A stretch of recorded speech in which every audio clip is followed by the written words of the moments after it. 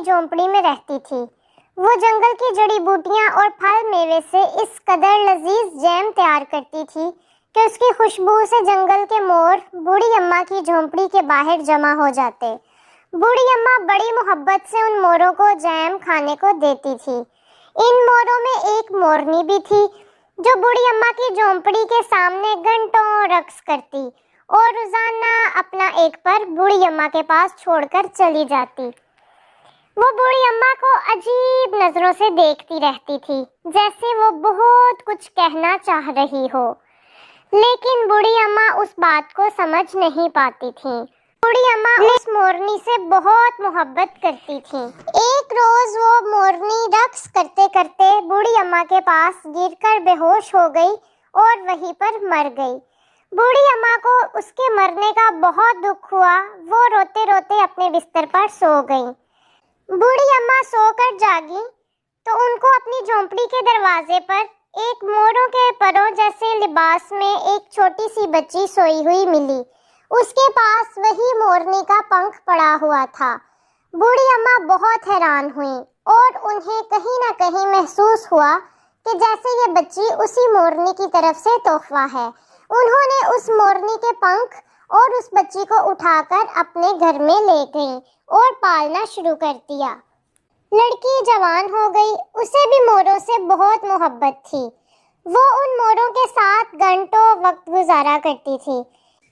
एक रोज वो कहने लगी, ना जाने ऐसी क्या बात है कि मुझे इन मोरों से बहुत मोहब्बत है और यूं लगता है कि जैसे मैं इनको अच्छे तरीके से जानती हूँ। उसने अपनी बूढ़ी अम्मा से पूछा कि अम्मा, मेरे वालिदैन कौन हैं? इस तन्हा झोंपड़ी में मैं कैसे आ गई? बूढ़ी अम्मा ने उसको बताया कि तुम एक मोरनी की बेटी हो। ये बात सुनकर लड़की बहुत हंसने लगी, क्योंकि उससे ये सिर्फ और सिर्फ एक मजाक लगा। उसके जोर से हंसने पर बूढ़ी अम्मा को भी हंसी आ गई और उन्होंने भी हंसकर इस बात को टाल दिया।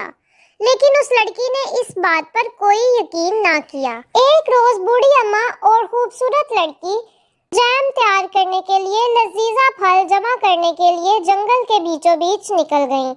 वहां पर बादशाह भी शिकार के लिए आया हुआ था।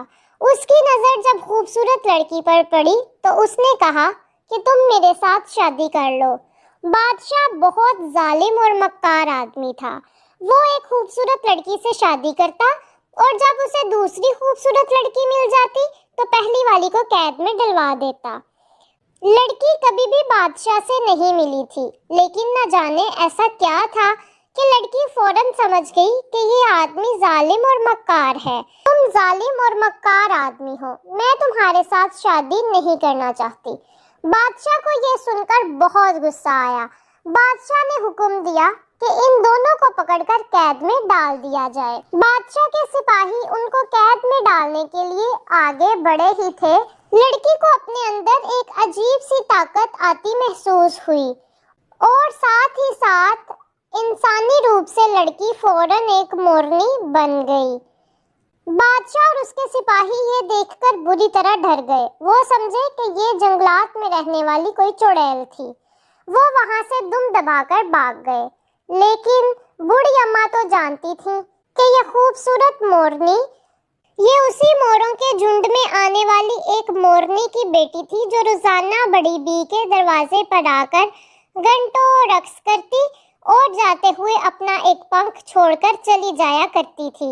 उस वक्त तो बड़ी बी को समझ ना आई कि मोरनी उनको क्या कहना और बताना चाहती है, लेकिन अपनी बेटी को मोरनी बना देखकर उनको फौरन समझ आ गई कि ये जो लड़की से मोरनी बन गई है ये उसी खूबसूरत मोरनी की बेटी थी और वो मोरनी एक परिस्तान की खूबसूरत परी थी जिसे एक जादूगर ने मोरनी की शक्ल देकर जंगल में उतार दिया था और वो जाते जाते अपनी निशानी के तौर पर अपनी खूबसूरत बेटी इस बूढ़ी बी के पास छोड़कर चली गई थी।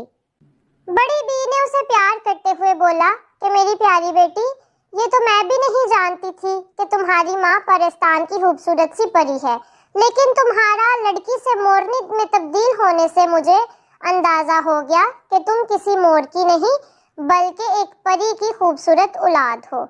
बड़ी बी ने ऐसा कहा तभी वो मोरनी दोबारा پری بن کر بڑی بی کے سامنے آ گئی اور مسکراتے ہوئے بڑی بی کا ہاتھ پکڑا اور انہیں ہمیشہ ہمیشہ کے لیے اپنے ساتھ لے کر پرستان چلی گئی۔ پیارے ساتھیوں، اگر آپ مزے کی کہانیاں سننا چاہتے ہیں تو کوکوز پلانٹ کو زیادہ سے زیادہ لائک، شیئر اور سبسکرائب کریں۔